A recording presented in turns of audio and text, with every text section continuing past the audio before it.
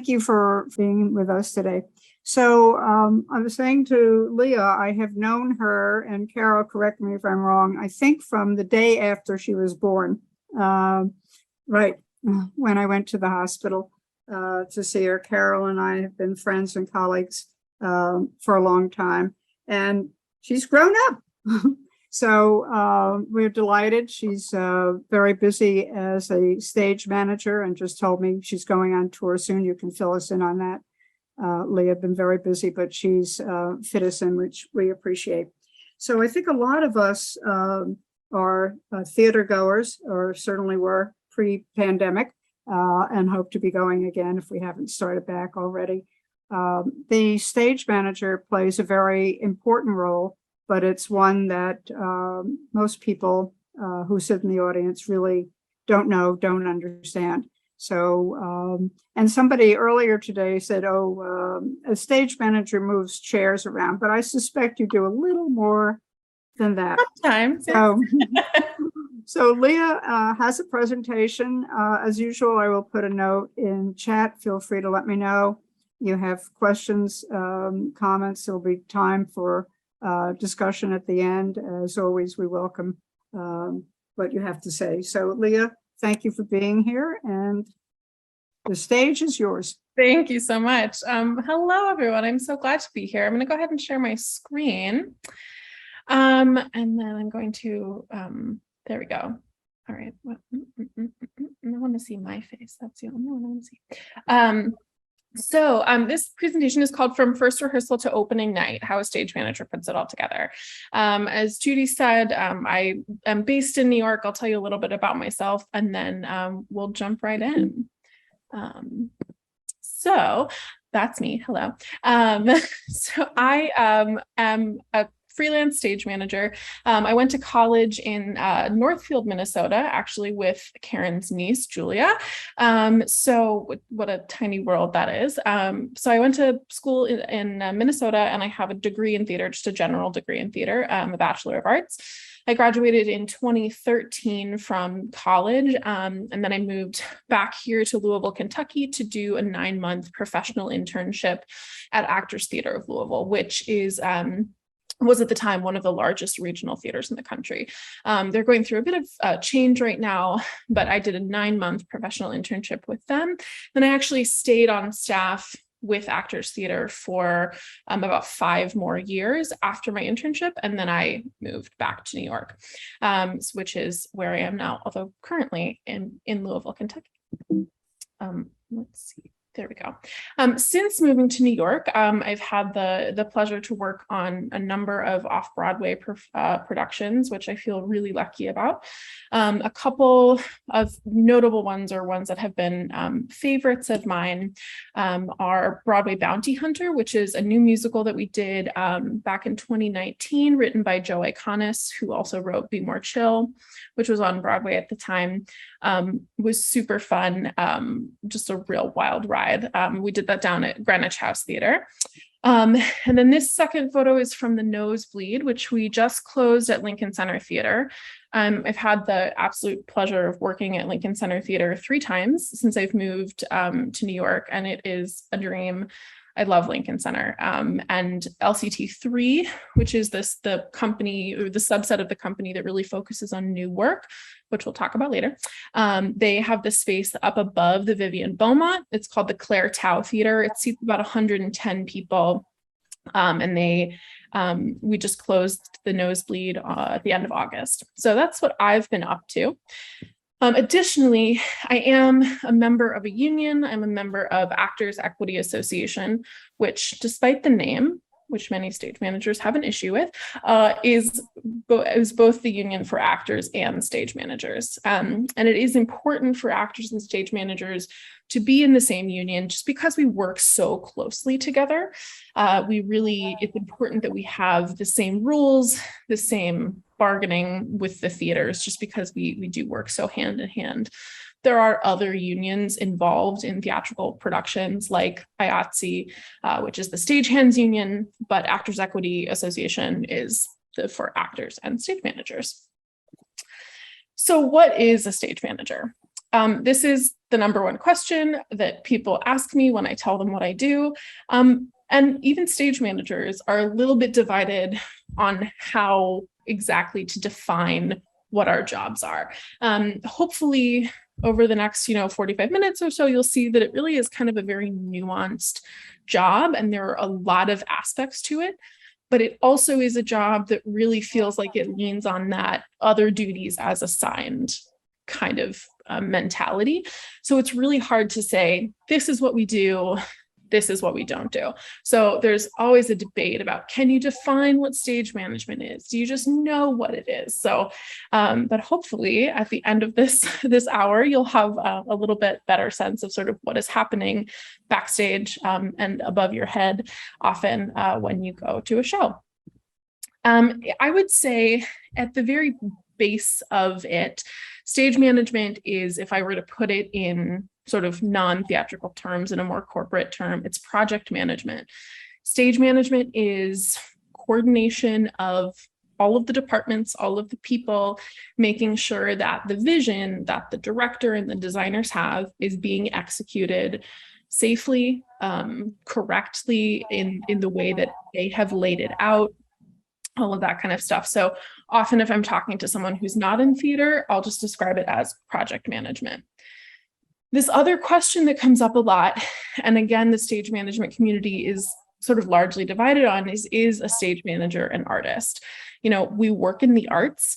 A lot of stage managers say, yes, I am an artist. Personally, I think of myself as an artistic facilitator.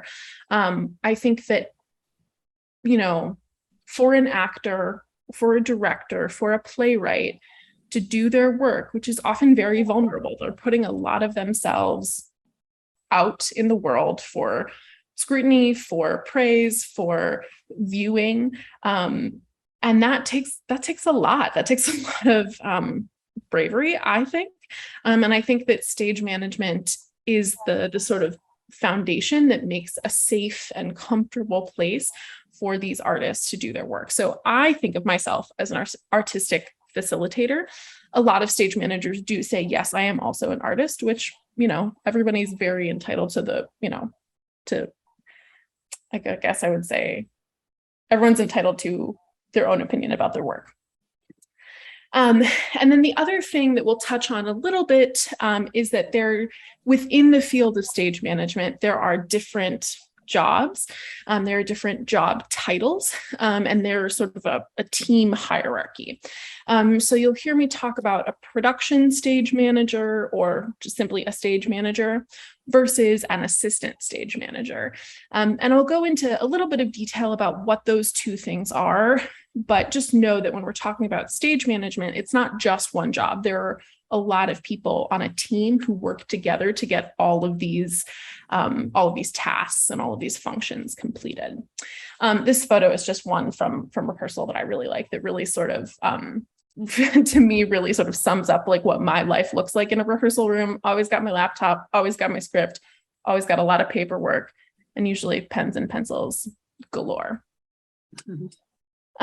So we'll talk a little bit about the production stage manager versus the assistant stage manager and who's on the team. So starting with a production stage manager, that's going to be your team leader. They're going to be the real point person for the stage management team and for the production. They have a real big picture focus. They're the ones who are in communication with the theater and the designers and the directors and the actors and the union and all of these people who have a stake or an opinion about what's happening on a production.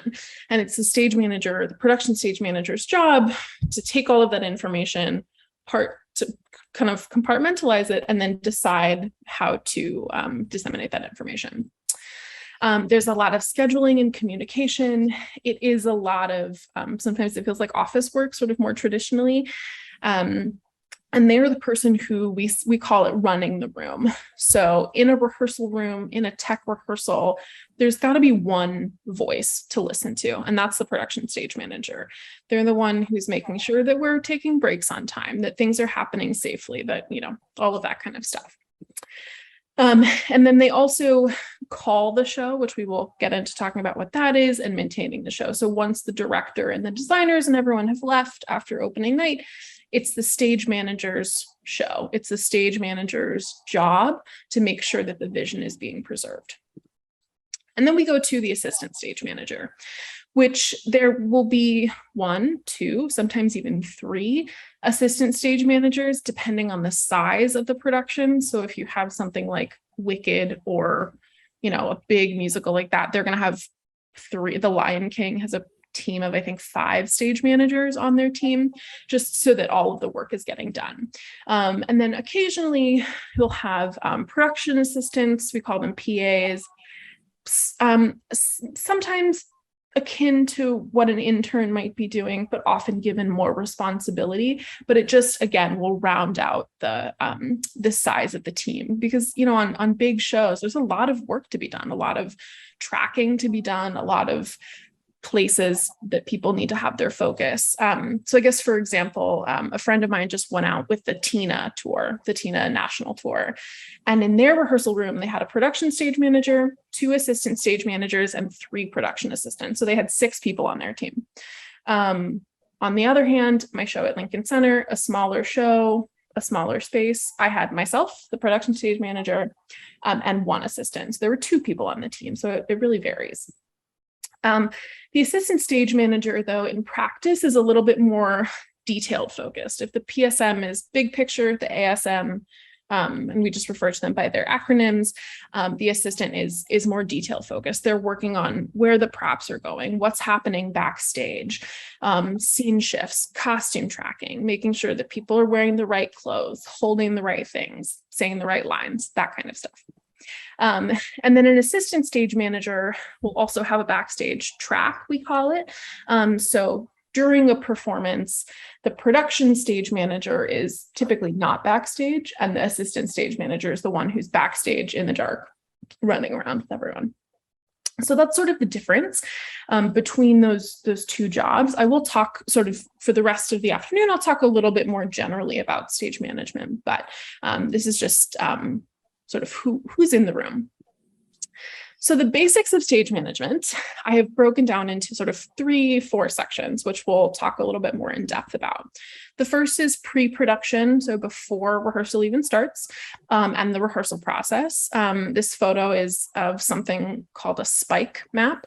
And this is a diagram of a theater that I worked in. And each of the little squares and marks are furniture. And then I've measured out on the side where we put down what we call spike marks, which is little pieces of tape to show you where furniture goes or where things get moved to. And I've measured out for our lighting designer where those spikes go. So this is sort of just representative of maybe one thing that stage management might be doing before and during rehearsal. Next is tech, which is when we put it all together. This is a photo of me running a tech rehearsal. I'm the little outline looking there at my actor. This is from December last year. And then performance. This is a photo actually from the same production as our tech photo, but it's a production photo. So after we've put it all together and we're ready for an audience. So jumping into pre-production. This is everything that happens before rehearsal even begins. I'll start getting information and emails about a show months or weeks in advance. We're not paid for that time, but people will just, people are on very different schedules and designs are coming in. So we're just collecting information for a long time. So pre-production entails emails to the director and designers and cast. With the director, you're talking about how long do you want rehearsals to be? What do you want to accomplish in rehearsals? With the designers, you're saying, what is the set going to look like? What rehearsal furniture do we have? What rehearsal costumes do we need? What props do we need? And there are, departments within a theater who acquire all these things for you. It's not the stage manager's job to get any of these things. It's just knowing what we need to ask for. Emailing the cast to find out conflicts or,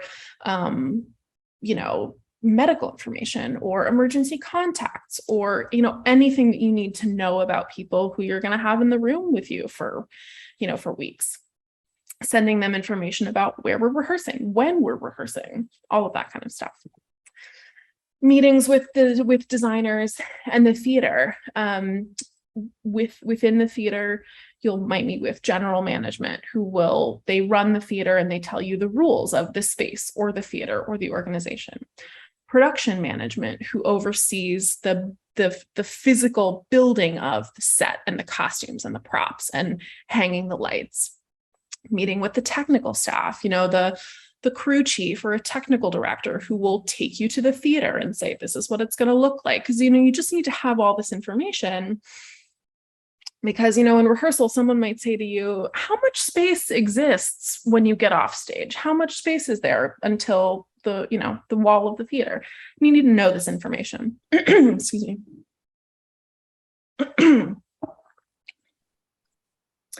Then there's preparing the rehearsal room, taping out the floor. So I have this photo. This is just a little section of, you get a ground plan of what the set's going to look like. And then we translate that to tape, to 1/2-inch tape, and we lay it out on the floor of the rehearsal room. So when actors are rehearsing, they know where there's a wall, where there's a door.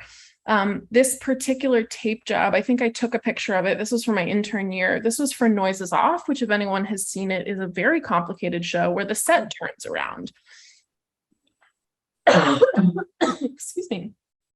But the set turns around. So we had different color tape to say what's backstage, what's on stage, dotted lines, doors, all of this stuff. So I will say, one of my least favorite parts about stage management, taping on the floor, because it's a lot of scale rulers and ground plans and making sure you're doing the right measurements. But it feels really great when you've done it well.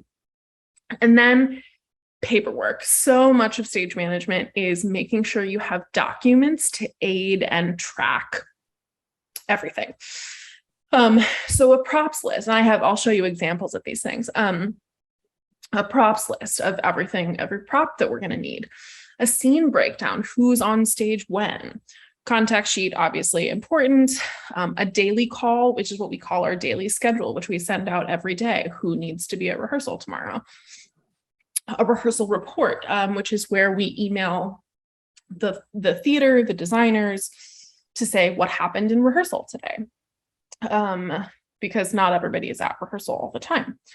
And then show specific documents. For musicals, you might have a song list. For plays, for new plays, you might have a script change document. So there's a lot of paperwork. I love Microsoft Excel. I'm a big nerd about all of this stuff. It's really fun and pretty.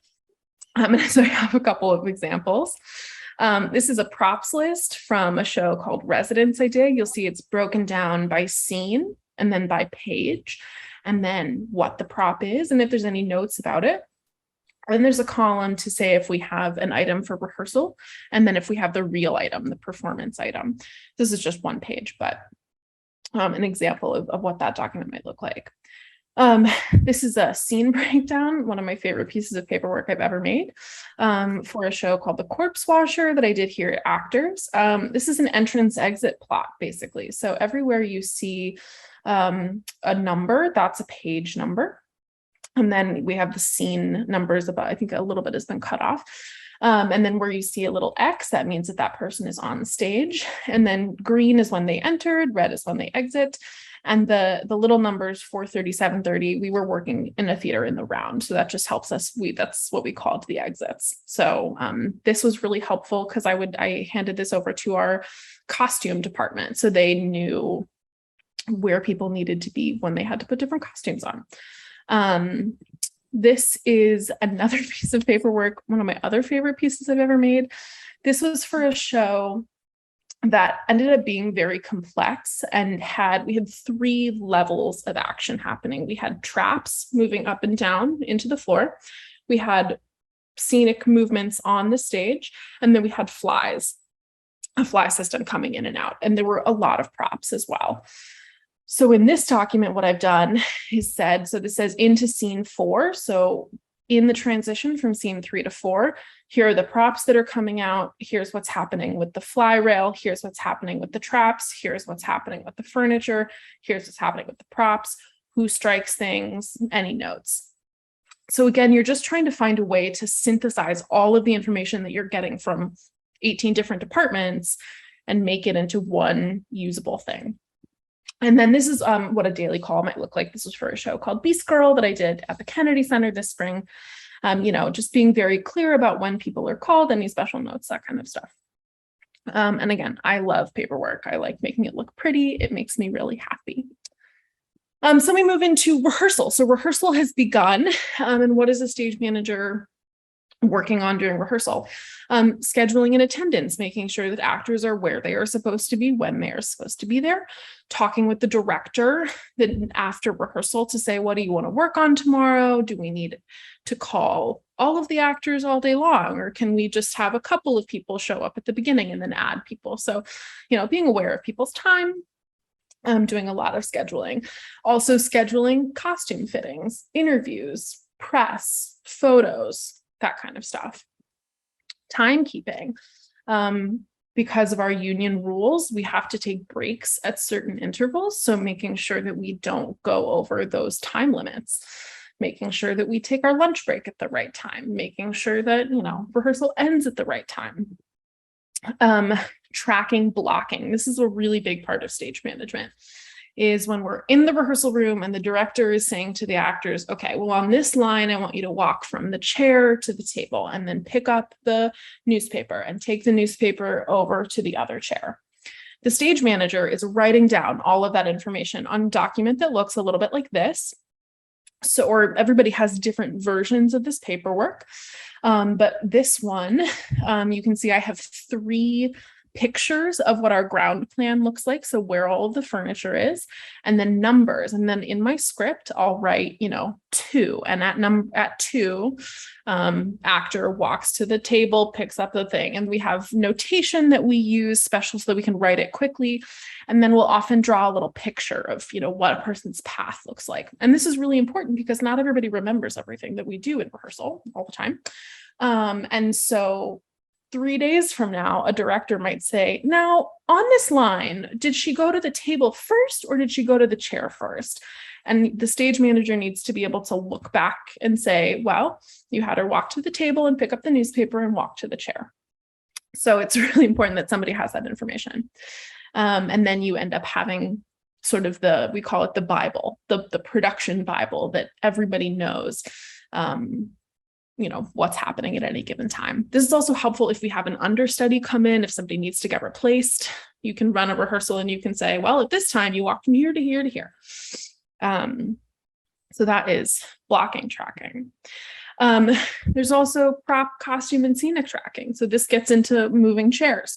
As you were talking about, Judy, this is where stage management needs to be aware of when somebody picks up a newspaper, when somebody goes off stage and puts a different shirt on, when all of the chairs have to go away and other things have to come on. Who's doing that? Are actors doing that? Is the crew doing that? There's a lot of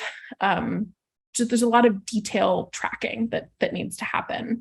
And then from there, again, we create more paperwork. It's so exciting about, what's happening when.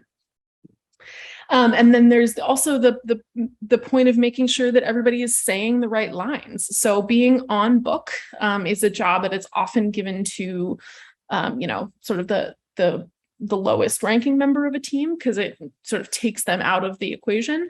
That just means that someone is sitting there with their head in the script, making sure that everybody is saying the right word.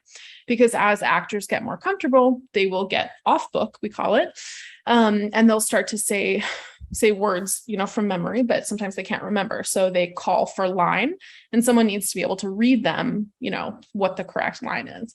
And then we do what most actors really, really hate is we give line notes. And that is a little piece of paper that says, you messed up this line, you messed up this line, you said this instead of this, which, as you can imagine, probably isn't the most fun because they are trying very hard to make sure that they are saying the right words.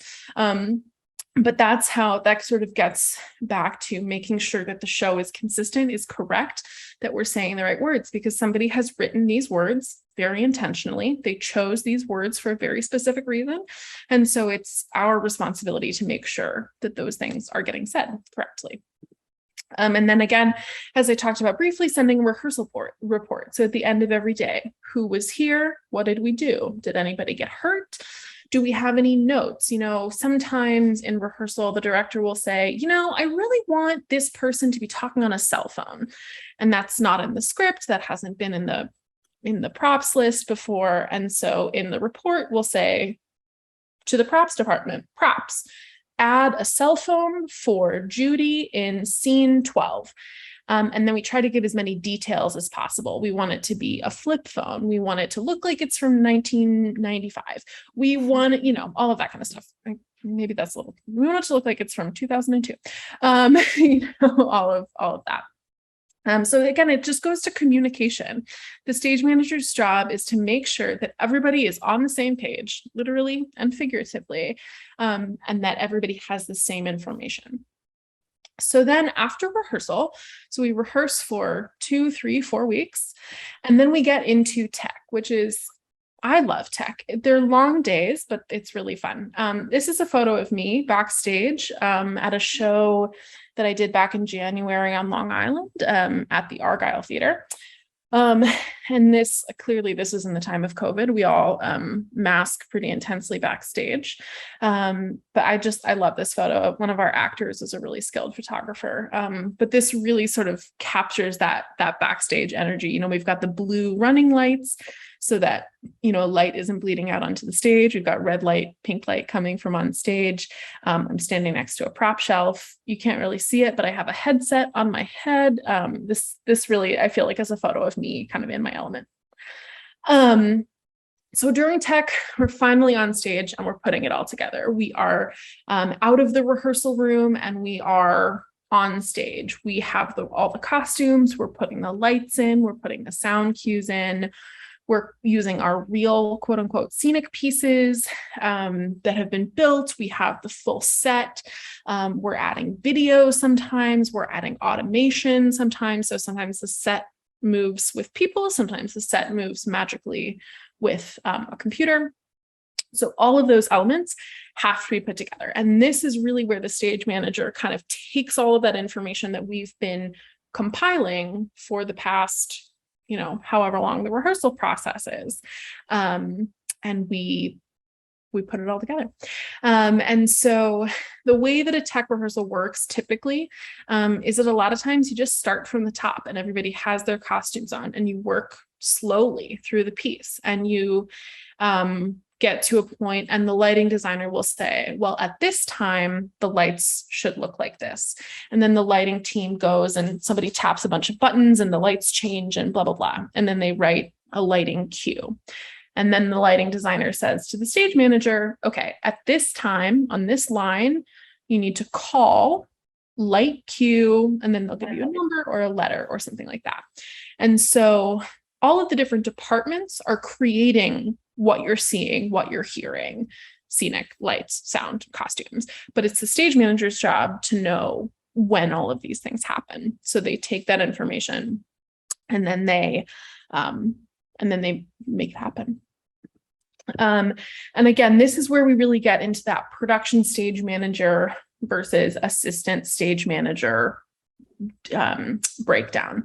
So the production stage manager is the one who is sitting in the audience. We during tech, it's sort of funny, you go to the theater and it's often a pretty formal experience. You dress up a little bit, you don't bring in food, you don't bring in drinks. And it's a lovely experience, but little do you know, 3 weeks ago during tech, we set up tables. Everybody is kind of, dressed in comfy clothes because we're at work for a long time. We got snacks over here. We got water bottles. We got sodas. We got so much coffee.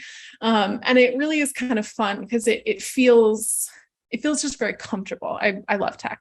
And so there are tables set up in the house for lights, sounds, costume set, everybody. And the stage manager and everybody has on a headset and I've got a microphone so we can all talk to each other. And the PSM is out in the house dealing with all of that. Meanwhile, the assistant stage manager is going to be backstage, and they're going to be the ones who are keeping paperwork of everything that happens backstage.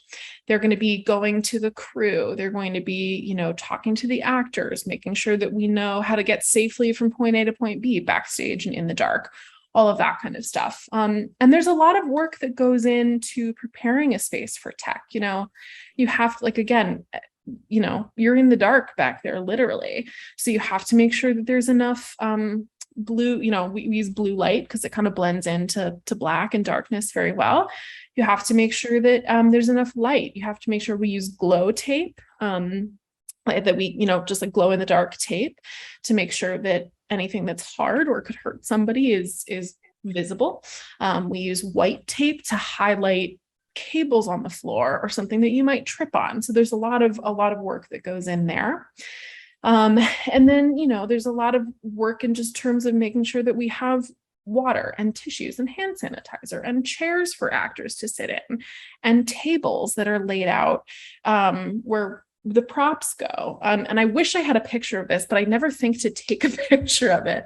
One of my favorite things that really gets to my, like, my organizational sense is we put out prop tables, right? So all of the hand props, the newspapers, the cell phones, the cups, everything has a place where it lives. And then we take masking tape and we tape out sort of a grid on the table, and then we label it. So it says cup, and you put the cup there, and the cup always lives there. And if the cup is not there, then it's either on stage or we have a problem because somebody took the cup.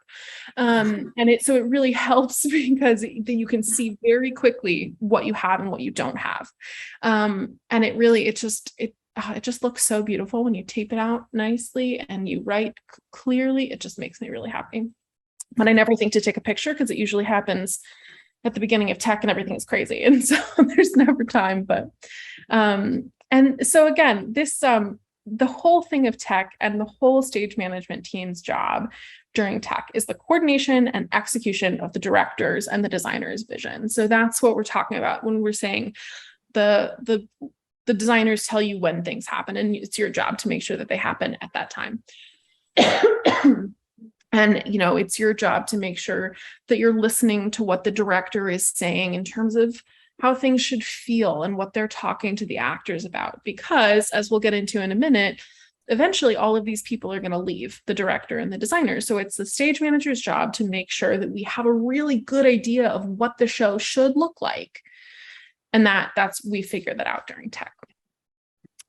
And tech is also where we add in a crew, a backstage crew. So you'll have someone running a lighting board. You'll have someone running a sound board. You'll have backstage crew who are moving scenic pieces or running automation. You'll have costume crew who are amazing, and they do so much laundry, and they do alterations, and they make sure that everybody has all of the clothes that they need. They're some of the hardest working people in our business, and I love them. My mother, in fact, used to work in wardrobe and theater. And can speak to that. And then you also get into this issue of working with non-union or union crews. So in New York, the stagehands union is IATSE, and it's the local one, and they have very strict rules. I would say even more strict than equity. And it's a very strong union, and they really, really look out for their people. But as a stage manager, you sort of have to be aware of what their rules are. And you can't just say, hey, can you just stay 15 extra minutes and help me with this? Because that is a big no-no, because that costs money. And so you need to know sort of what those regulations are. And the other thing that's really interesting with working with a union crew is what you can touch and what you can't touch. And when you're working with a union crew, the answer is you can't touch anything. Stage management, when you're working with a union crew and you get into tech and into performances, stage management is a very hands-off job, literally, because there are strict rules within IATSE about departmental lines and who can move props. And it's all because they want to ensure that work is not being taken away from their union members, which I think is obviously the point of the union. But so we have to know how to work with union crew. And so the stage manager's job is to go in and say, this is where everything needs to go, and this is what needs to happen, and here's how it needs to happen. And we usually hand them a document that says, at this time, Kenny, when you hear this, you take the chair and you put it on stage, like very clearly laid out, but then we don't touch anything. These beautiful, amazing prop tables that we tape out, we tell them what goes on them, but they're responsible for putting it on. Stage management can check it, but we can't touch anything. Which is sometimes, and again, if you've worked with non-union crews, that is not the rule. And so it can be really difficult, and I have had this experience, it can be really difficult to go from working with a non-union crew to working with a union crew, because, when I was working non-union, I could just go in and touch things and move things around and say, well, this needs to look like this. But now that's somebody else's job. And so with a union crew, you say, hi, can you please move this to this place for me? Which sometimes I think that the issue is that sometimes it feels a little bit like you're like, well, I could very easily move this cup from this table to this table. Like, why should I like, that seems silly to ask somebody else to do it. But that's how it works. And that's respecting the union lines. But it can be very difficult. Sometimes on my last show, I kept having to remind my assistant, don't touch, because, it just gets ingrained in your body to be helpful. And it's, but it's a different kind of helpful. So that's just another interesting aspect of tech. And then we get into these preview performances. So we have a tech period of a week or 2 weeks sometimes. And then performances start. We invite the audience in to see what we've been doing. But most shows will do what they call previews.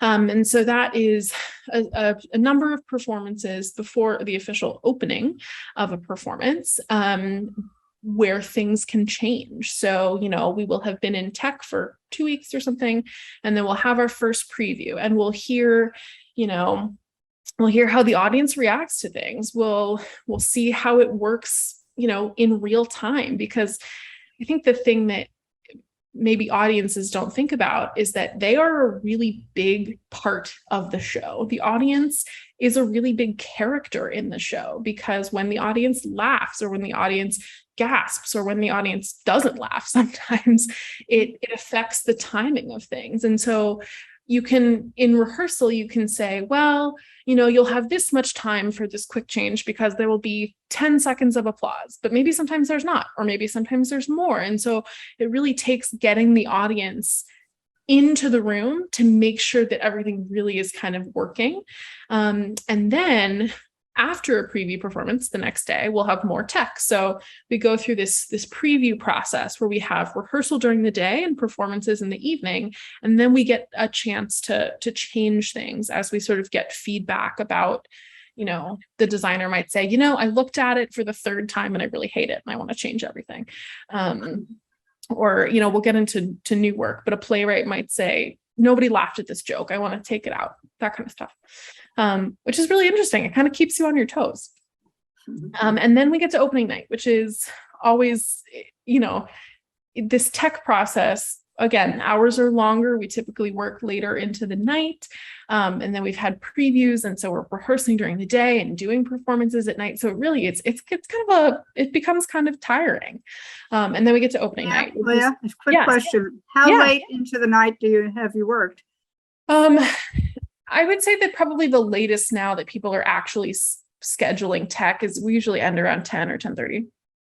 And then often there's a meeting, there's a production meeting after tech where all of the actors leave, but the directors and the designers and everyone will say, this needs to happen tomorrow, or, somebody needs to paint the wall a different color.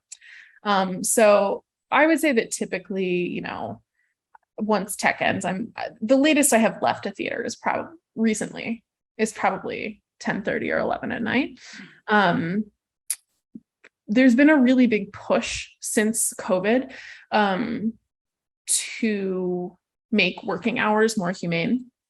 There used to be, and there still is, tech rehearsals are referred to as like the span of hours. So a typical tech span, we call an 8 out of 10. So like you're working 8 out of 10 hours. So if you start at noon and you're done at 10 p.m., so like you're working noon to 10, but there's a 2-hour dinner break. That's an 8 out of 10. There's also something that's called a 10 out of 12. So a similar idea, but you're working 10 out of 12 hours instead of 8 out of 10. Which is it's just a lot. It's really hard. And I think that people, I don't know what it was about the pandemic, but it really made people realize that like, we don't need to do that, that, you know, that's not necessarily the most effective and humane way to do things. And so there's been a real push to eliminate 10 out of 12s from sort of the theater lexicon, which I'm really grateful for. I think in my personal experience, I find that with a 10 out of 12, if you're working from 10 a.m. to 10 p.m. or 11 a.m. to 11 p.m. or even 12 to 12, which usually we don't do, but it's usually like 10 to 10 or 11 to 11. The last couple hours of the day, people are just tired. And, you know, I find that they just aren't as productive because people are tired. And so this is all to say that by the time you get to opening night, it's really exciting because you get to have your first performance, and it's big and fancy and lots of fun. People come, then there's a party, and you get to have a couple drinks, and then you get to go home and you get to sleep all the next day, and you don't have to go to work. And then you get into a show schedule where it's just a little bit more of a typical performance schedule. So you go from this sort of intense time, and then there's like this big party, and then you sort of, everything kind of regulates and goes back to normal, which I kind of love. And opening night is great. You know, there's presents and people write cards and there's always treats, and there, you know, it's just, it's a fun time, and it feels like a real celebration of the work, the hard work that everybody's done. So that's tech. And then we get into performances, which is, you know, what you all are more familiar with as audience members. This is a photo that I really love that I took my intern year at Actors Theater. This is a show that I wasn't working on. It was called Remix 38, and you can see, I love it. It's a theater in the round, so you can see all of the audience members sitting there in the front row, their legs, and the gentleman with the white shirt on there. But I wasn't working on the show, but I was with a friend who had worked on it, and we crept up into the lighting grid above the stage, and we were just watching the show from the top. And I took this photo, and I just really love it because I think it's sort of, it's a perspective that not everybody gets, but I really love it because it, you know, it shows the audience and the actors and the lights and the costumes and everything sort of, so I just think it's a fun photo.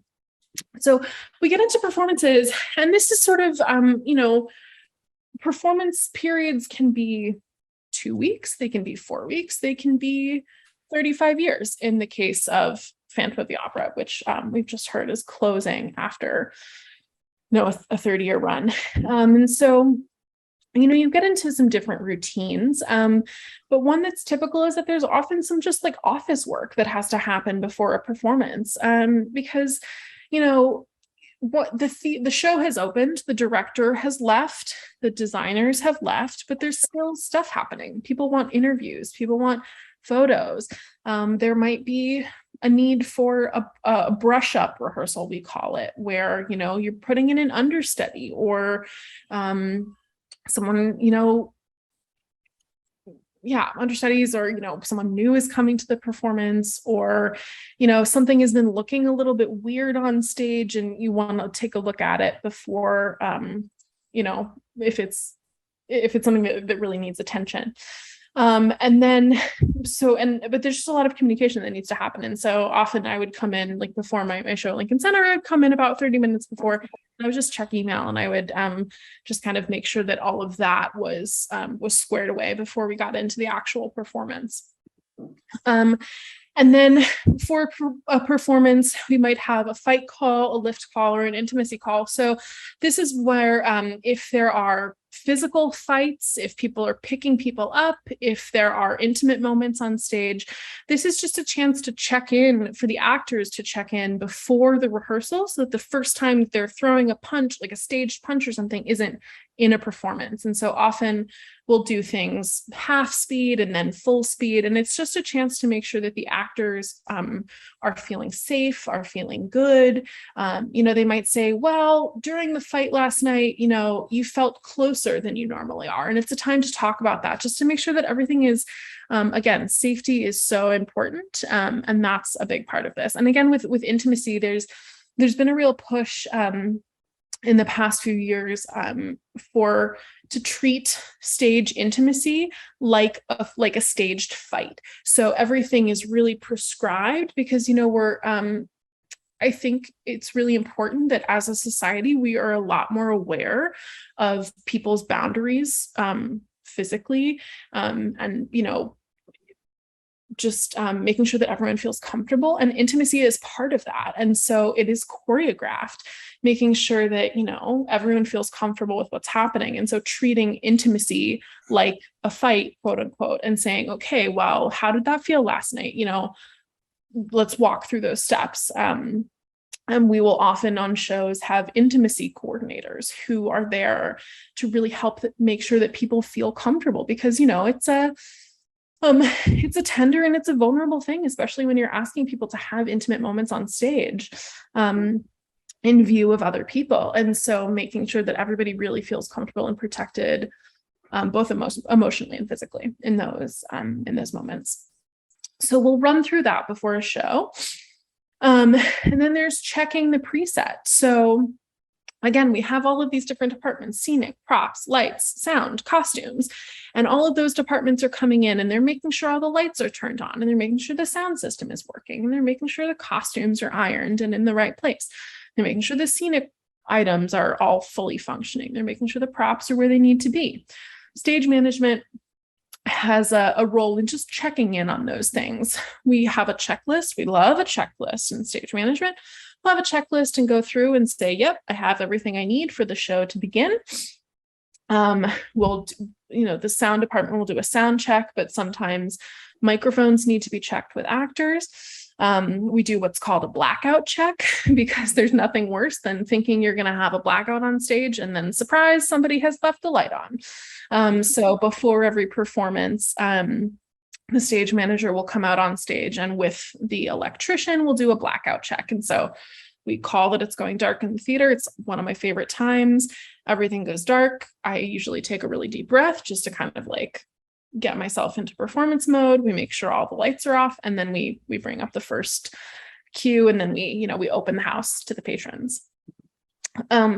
And then this gets into another aspect of stage management that is really important: show maintenance, making sure that the vision of the show that the directors and the designers have laid out is preserved. The director hands the show over to the stage manager when they leave. So, you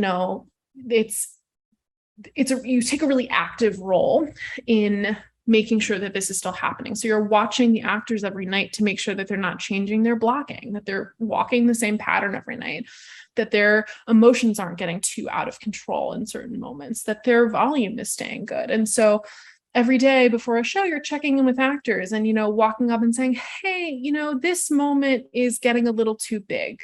Pull it back a little bit. Think of this intention that we talked about in rehearsal. So it's a lot of remembering what's happened for the past, 6 weeks, and really knowing the show and making sure that every audience member gets to see the same show. That, to me, is, I think, one of the things that I try to remember the most, is that whether somebody comes on opening night or on closing night, every audience member should see the same show. And it's the stage manager's job to make sure that that's happening. So the sort of fun part of this is calling the show, which we'll talk about in just a second. This is sort of the big part of stage management, is making sure the show happens. And then after the performance, similar to a rehearsal report, a stage manager sends out a performance report. And it says, tonight we had a great audience and they really loved when Joe picked up the newspaper and hit Tom over the head, and they thought it was so funny, and but they didn't laugh at this time. And during the show, somebody tripped over a chair. Can we look at, so just sort of letting people know what happened during the performance. If there are any notes that need to happen, like if somebody's dress ripped on stage, you'll put that in the report so that somebody knows how to fix it. It's just about communication and a paper trail for all that kind of stuff. So calling the show. This is the coordination of all of those technical elements that come together. And it's also coordinating with the house manager. So there's a whole other set of people who make sure that the audience members are in the right seats, you know, doing the right things, not taking photos, blah, blah, blah. And there's coordination between when we're allowed to start the show and, you know, is everybody seated, and can people come in and sit down late, which people do show up late to shows. Sometimes very late. I had my last show was 70 minutes long and somebody showed up 45 minutes in. And I was like, at this point, just don't come. Like, it's very confusing to show up with only 30 minutes left to a show. And then there's this creating a calling script, which is taking all of that information that you got during tech, the lighting designer saying, call this lights cue at this time. The sound designer saying, call the sound at this time. And this is just one page of what a calling script would look like. This is from the show that I just did at Lincoln Center, The Nosebleed, and just going down you can see what you're looking at is a script page. So you'll see on the left-hand side is what the actors were saying. And actually, in this case, they were singing, and they were singing in Japanese, which is why that might look like gibberish to you, unless you read Japanese. And actually, this is transliterated Japanese. So it really probably looks like this is like this is so I could understand what they were saying and make sure they were saying the right words, because I do not read Japanese. And then so you'll see over on the right-hand side, this is all of the information that I was given from the designers. And so sometimes you call a cue on a word, sometimes you call it on a visual, sometimes you call it when you feel a certain way, which can sometimes be confusing. So you'll see at the top, I would give a cue when Ayatu said Aito, I would give a cue to unbreak a wall. Below that, I would have a visual cue for when Diana steps on stage. And then in red there, a standby. So the stage manager is on a headset and talking to everybody who needs to be involved. And so the standbys are to let people know to stand by to push these buttons. And so this would just sound like, I would say standby lights 53 to 70, sound 110 to 112 in the countdown and the wall. And then I would wait for this next visual cue, and I would say lights 53, go. And then I would wait for the next visual cue, and I would say lights 54 and wall open, go. Lights 55, 54.5, go. Lights, go. Lights 55 and wall closed, go. So that's sort of what is happening during a show. And, you know, it's not always this complex. This was the most complex part of this show, and it's the most visually interesting, I think, to show a calling script. But if you're seeing a play, there's maybe not going to be as many cues, but if you're seeing a big musical, that stage manager is probably talking for about 3/4 of the show over headset, making sure that all of these cues happen. So virtually every time you hear a sound effect or you see a light change or you see a scenic piece move, a stage manager has called that, because again, all about safety, all about consistency, all about timing. And especially when you get to musicals, a stage manager has to have a really good musical sense, because often you're counting and you're calling on counts.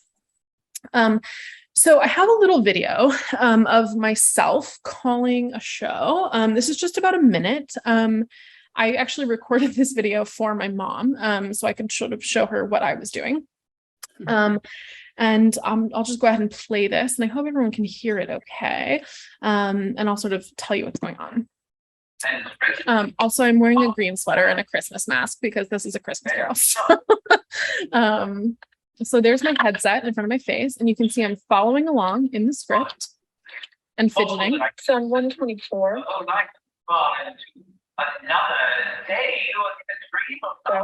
125. Go. 126. Go. Light, sound, and video. Go. Video 11. Go.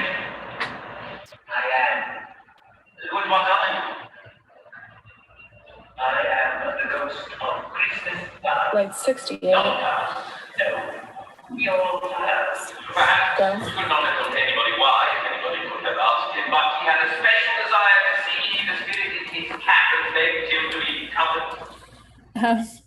So that's just a little clip. And that was sort of an interesting part of the show, because you can hear, particularly you can hear me say a number and then call a go, and then you hear a sound cue.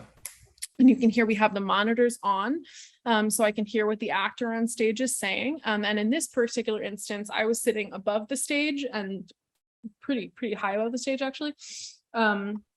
And I had to look down. So I'm looking down over my left shoulder for my next visual cue. I also fidget with my pencil a lot. That's sort of how I keep focused. So that's just a very small example of what a stage manager is doing during a performance. Oh, excuse me. There we go. So this is all, and just before we get into questions, there are sort of two sides of theater. There's doing existing work, and then there's what we call new work. So brand new plays, brand new musicals. And when you're working on new work, some things change. And this is just a little bit of what that is. So when you're working on a new play, a brand new work, or a brand new musical, there's another person in the room. And so, typically in a rehearsal room, you have a director, an associate director, maybe a choreographer if it's a dance piece, and then stage management. But when you're working on new work, you have writers in the room. So you have another person and you have another personality. And a lot of times, again, it goes to that vulnerability. This writer has probably worked on this piece for a very long time. It's a big part of themselves, and they're getting ready to share it with the world for the first time ever, which is very scary. So it gets back into that artistic facilitation and creating a safe space for this playwright to share their work with the world. There's an added element in terms of script maintenance and management, because with new work, things change all the time. And so, we'll read through the play a couple of times and the playwright will say, I don't like this. This isn't working, because maybe they've never heard it out loud. And they'll go home and they'll come back and they'll have brand new pages, or things will be different. Or in rehearsal, they might say, can you say this instead of that? And it's stage management's job to track that and make sure. Sometimes there's like a script person, but oftentimes it's stage management's job to track that and make sure that we're keeping a really good record of exactly what these changes are. Because sometimes you might have a playwright who on Tuesday says, I want it to sound like this, and I want you to say these things. And then on Friday, they might say, go back to what it was before. And you need to know what it was before, because sometimes the actors don't still have that information. So it just kind of adds another layer to that paperwork world. Again, there are new pages versus write-in changes. Write-ins will happen like in the room, sort of on the fly. New pages will come to you often overnight. You have to print them out. You have to distribute them. You have to read through them. It just adds, a whole other layer. That's the new pages part. And then again, we get into this freeze date. So which I didn't really talk about with previews, but at some point, everything has to change. And the freeze date is usually opening night or just before opening night. And that's when we say, no more changes. That says we can't change anything in terms of blocking or the script or the scenic items or the costumes. Everything has to stay exactly the same. And that gets into, consistency again. I love new work. It's one of my very favorite things to do. The theater that I did my internship at was really known for new work. I've been really lucky to do a lot of new work in New York. I find it feels crazy to say, like, I think that it's an area of expertise for me, but script maintenance is something that I am very good at. And have really learned to love. And I love that relationship with writers.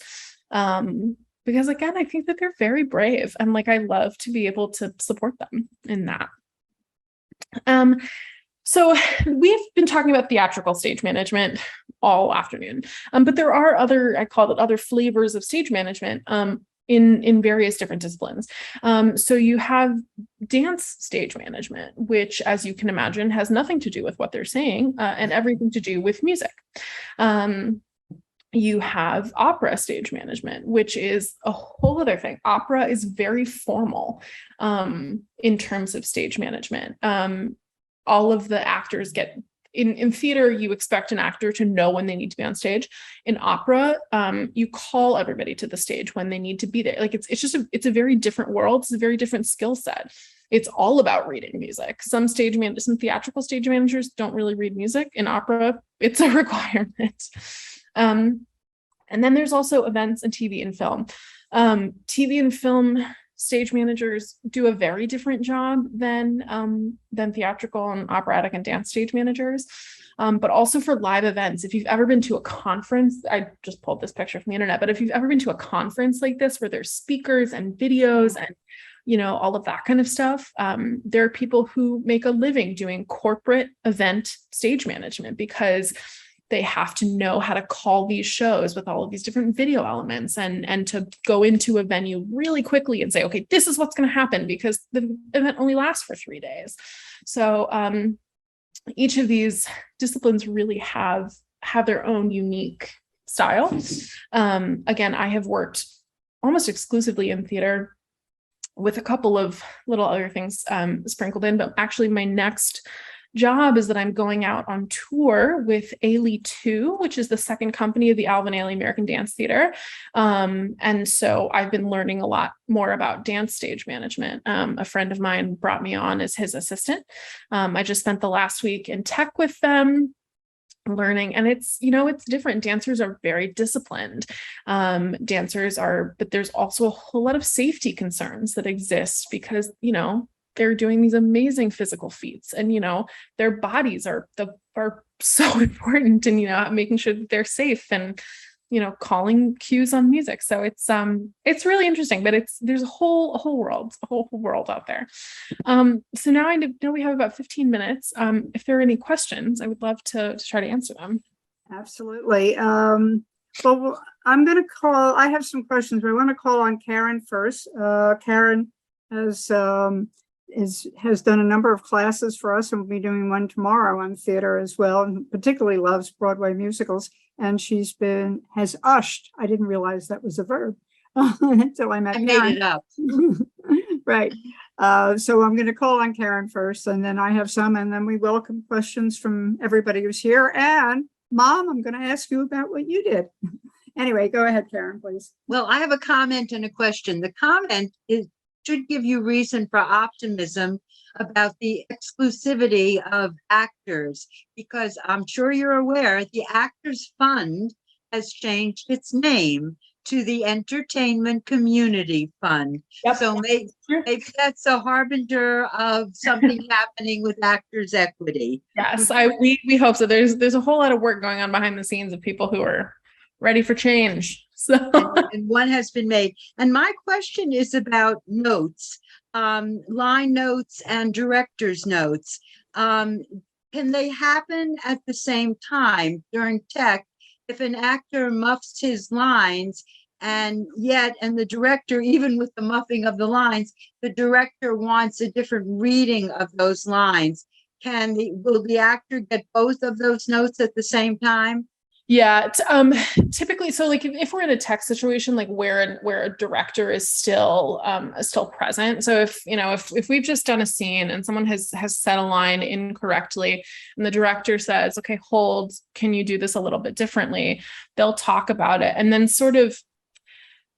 So much of stage management is like nuance and reading a room and finding the right time to say stuff. And so typically, if a director goes up on stage and says, "Hey, do this differently," then they need a couple of seconds to go back down and sit in their seat. And the stage manager says, "Okay, is everybody ready? We're going to go from this point." And at that time, that's typically when I would say, "Awesome, we're going to try this again. And also the line is this." So that kind of stuff. Or, if we get into performance, if somebody starts saying a line incorrectly, that's something that I wouldn't necessarily put it down on paper, but I would go to them. Because, once we get into performances, line flubs are fewer and farther between. So I might go to someone and say, hey, for the past 2 nights, you've said this instead of this, just go look over this section. Because especially once we get into performance, because they're doing it so often, the human brain is so interesting. Even if you know the exact thing you're supposed to say, you might have like eaten a tomato today. And so your brain just like, says something different. It's just the human brain is weird. So in performances, unless it's like a really big error, I'll often give them a performance or two. Like if they do something wrong, I'll usually wait another performance to see if they do it again or if they self-correct.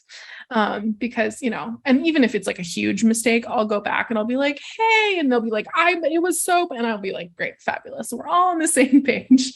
Because they're very aware of what's happening. Leah, you can stop screen sharing so that we can see everybody. Thank you. Yeah.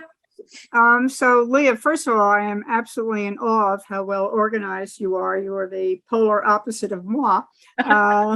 So really amazing. I wanted to hear more of your experience with actors, because actors get, maybe it's an unfair rap, I don't know, you can tell them for being temperamental, and particularly the stars, that they've got to do things their way. Sometimes they're rude. Or somebody who is as great as Zero Mostel was famous for doing things differently, and other people went like, oh my God, what do I do now? But so tell us more what you really, really think of actors and what we should know about them. Yeah, I think that I do. I mean, I think that you will hear about the people who people have bad experiences with, right? Because I think in some senses they're kind of outliers. And like some stars, and I thankfully have really never worked with anyone who's been like just a diva. And I think that, some people have reputations for being dramatic or being needy or whatever. I would say that the vast majority of actors who I've worked with are actually really lovely. And then I think sometimes the people who are less lovely, the thing that you have to remember is, again, it goes back to that vulnerability thing, where even though acting is a profession that this person has chosen, it's a lot of exposure, and it's a lot of vulnerability, and it's a lot of putting yourself out there for critique. And that's hard. And I think it would be hard for anybody, whether you've chosen to do it or not. And some people handle that pressure a little bit better, and sometimes that pressure gets to people. And so often, if somebody is a little snippy or a little mean or something, I think that there's typically something underlying. And unless, in almost every situation, I will try to give someone the benefit of the doubt and try to figure out why they are acting the way they're acting and what I can do to maybe help them feel more supported. Because I think a lot of times those sort of fiery moments come from something else. It's not just somebody being a rude person. Occasionally people are just rude, and you just kind of need to learn how to deal with them. But yeah, I would say that, and again, I haven't worked with like these big stars but again, you have to remember that like their lives are constantly under scrutiny. And so, I think I would probably be pretty mean if somebody were judging my every move all the time too. So yeah. Let me call on Barbara. If you can unmute, Barbara.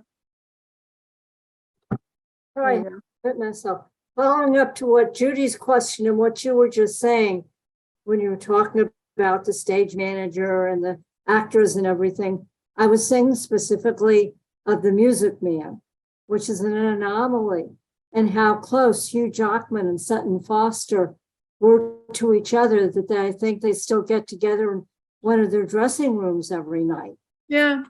And that they're very close to all the young cast, and that they decided, I think, to basically close the show. Yeah. Contracts are, rather than try to replace or rebuild whatever they've got there. And what a big, I think it's interesting because, there really is community that's formed in theater.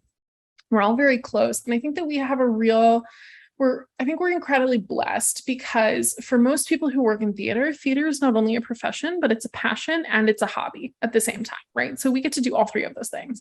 One of my roommates, her now husband at one point, said to us, because my 3 roommates all worked in theater and her husband is a lawyer. And he came over one day and he was like, I don't know anybody else who leaves work and talks about work like voluntarily, but we do it because it's, we like it. We love, again, theater. It's a passion. It's a job. It's a hobby for a lot of us. And I think that, there are these very close relationships that are formed. Hugh Jackman and Sutton Foster, they fall in love on stage every night, and they are professionals and they're able to compartmentalize that, and like they each have their own spouses and children, and they're not actually falling in love with each other. But when you're having that vulnerability with each other and you're really putting that much energy, of course you're going to have a really close relationship with this person, because you're sharing so much of yourself. And it's not that they're falling in love in real life or whatever, but they are very close. And it's I hadn't heard that about Music Man, but it kind of makes sense, like knowing that show, and again, there's so many young kids in that show. Like, it's a family. When you have kids in a show, you really like want to make it fun and exciting for them, and Well, that kind of. A quick question. If someone wants to start a career as a stage manager, where would you suggest that they begin? Gosh, I think, like, if it was someone who was like not in school or something, I think, community theater groups are always looking for stage managers, because a lot of times people don't know that it's a job that's available. And so, community theater groups are such a great way for people to get involved in all aspects of theater. Maybe you are an incredible seamstress and you have, want something fun to do on the weekends, and, maybe your community theater needs a dresser or a wardrobe super, like that kind of thing, where it's sort of a fun place to, there's so many skills that can go into it. But yeah, that's kind of, but again, there are also so many educational programs for stage management. Okay. Yeah. Let's go to Martha. Come on in. Yeah, am I unmuted? I just want You're to, unmuted. Go ahead. I want to say brava, bravissima. You are like, the PSM is the unsung hero of every theatrical production. They should give a Tony to you guys. I say this because I actually was a PSM. Much lower levels than you were, in a small summer stock theater for a couple of years, couple of seasons. Yeah. And it's tough. It's very varied and complex. And you do have to be like a designer and a politician and a record keeper and a peacemaker sometimes. You have to be strict when, it's just a tough job. Yeah. And the show is so reliant on a good PSM. So you look like you're probably really good. So thank you for laying it out today. Thank you so much. Which summer stock theater did you work at? In New London, New Hampshire. Oh yeah, at the barn? Yep. I have a lot of friends who worked there. It's so this summer stock thing that we're talking about is sort of kind of a summer camp for grownups almost. Yes. A lot of times theaters are not like theaters in the city may not be producing as much work during summer, and also communities of people who go on vacation for summers in the Adirondacks. It's a big tourist attraction. Or the Catskills, these theaters where maybe they don't have the patron base for a year-round theater. Right. In sort of vacation spots, we'll have these summer stock theaters. And oftentimes these are theaters that do multiple shows, sometimes 6 or 8. Over musicals, 2 straight plays. Over the course. And it varies for every theater, but they'll do a number of productions every summer, so that, if you're on vacation for 8 weeks, you can go see a new show every 2 weeks and sort of incorporate that into your summer plans. But summer stock it's wild, man, because it's just everything that I just talked about in a tiny little space, and you're putting up a show in 2 weeks, and you're often doing it in a barn with like not a lot of money. It's a barn. Most of them are barns that have been made into theaters, and it's like long days, and people drink a lot at night, and it's really sort of a wild time, but it's Right. The community thing that you talk about, yeah, very strong, yeah, So, yeah. And that's that situation. yeah. We're going to go a couple minutes over because I want to bring in Mama Pie, Carol. Thank you. Because not only we're so proud of you and your daughter, but you've had experience with theater a lot yourself. And I think Leah mentioned costumes. And then I've got a question I am dying to ask, but don't. Well, rush I me. wouldn't say a lot. I have my degree is in theater, my undergraduate degree is in theater, and my only degree is in theater. And my first job out of college was wardrobe supervisor for a touring theater company, the Acting Company. I don't know if anybody is familiar with them. They started as the first graduating class out of the Juilliard Drama Division. And when I went out with them in it was year 5. And so some of the original folks were there, but we were on the road for 9 months out of the year. It was a great experience. And then, unlike Leah, I decided I can't work from job to job. Two years on the road is enough. Thank you very much. And I ran into a friend that I'd met through another friend who knew of some work that was available at this market research company. And that's how I met Judy, and I found my second niche in life. So, And you were great at it. Thank you. thank you. Thanks, Carol. So, question I've always wondered about, and I'm sure you get asked a lot, is in a long run, how does an actor stay interested and not get bored? Because sometimes they get criticized, oh, he's just phoning it in, you know? And what role do you have in that? That's a great question. I mean, the actual answer is I don't know how they do it, because I am not an actor and have never wanted to be an actor, would be a bad actor. Not great. But I think that I think every actor has sort of their own different process, you know? And I think that, you know, sometimes you hear about these people who are really method and they really get into it, and I think that not being super method is actually the way to sustain something for a very long time. Being able to come to work and say, this is the job and I need to do this job, and then I need to go home and I need to not be the Phantom of the Opera anymore. I need to just be like Joe who has a kid, you know? And the stage manager's role in that, again, is having a really good picture of what the vision of the show is, of what the show should look like. And, you know, with a really long running show like Phantom or Wicked or something, everybody who does it is going to have like a little bit of a different spin on it, of course, because they are different people. But making sure, again, that and a stage manager who's been on a show for a really long time knows what it should look like, and knows what it should sound like, and knows what it should feel like.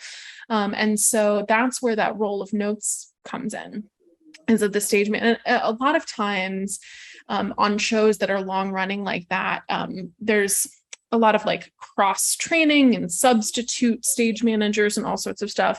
So oftentimes the stage manager will step out of the calling booth once a week, once every other week, and they'll note the show. They'll sit in the house and they'll watch the show and they'll take notes.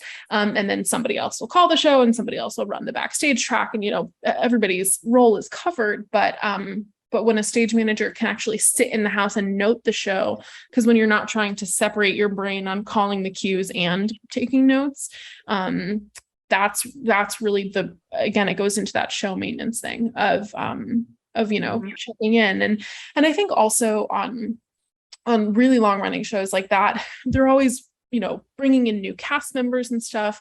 So, you know, even if the same guy has been playing the Phantom for 10 years, they're bringing in other people and they're doing these put in rehearsals and these understudy rehearsals. So there's always, you know, and with those rehearsals, someone from the artistic team, a resident director, an associate director is coming in and they're overseeing it. And that's another person who can help say, hey, you know, this is kind of what this should feel like. And they will also sometimes come and watch the show once a week, every other week, to make sure, again, that there's just more eyes on it, to make sure that it's staying fresh and it's staying exciting. But then it's the actor's job to find the get up and go to make it happen. You mentioned one other quick question, and this has been great. I think you said at the outset how much you love the theater, or the Nosebleed was playing, or theater Why? Was it the physical setup? Was there something It's- else about, how do Yeah, theaters differ from one another in a way? I mean, everything is so different. I love the Tao particularly because it's an intimate space. It's only 110 seats. It's beautiful. It's so beautifully built. All of Lincoln Center is really beautiful. It has, I don't know if anyone's been up there, but there's a beautiful terrace there's a green roof and a terrace that overlooks the rest of the Lincoln Center campus. And it just feels very peaceful up there. If you step out on this terrace and sometimes it's like, am I even in New York? It just as a place to work, it's just a really beautiful, lovely place. But you know, like, I don't know, every theater is so different. They're all built differently. And, you know, some have tiny wing space and some have a lot of backstage space and some of them feel very cozy and intimate and some of them feel more rustic. But there is something, you know, you find all the endearing things about the places, but Lincoln Center has just been one of my favorite places to work. Because also it's really crazy to like walk up to that place and be like, I work here. Just sort of a like pinch me moment. Like I did a show at the Kennedy Center this spring and it was sort of the same thing where I would walk up to that massive building every day. And sometimes I'd even put my hand on it and be like, yep, I work here. This is crazy. Because it's just like, you know, to have that amazing opportunity to work at this institution. Absolutely. So, well, I want to thank you for the opportunity to hear you. You put together a wonderful present. Brava, to say what. Thank you. What Thank Martha you for said. having me. Yeah, thank you. So, and we wish you all the best of luck in your endeavors. So Thank enjoy you so your much. tour. Eager to hear about it later. Thank you. Absolutely. Thank you so much, everyone.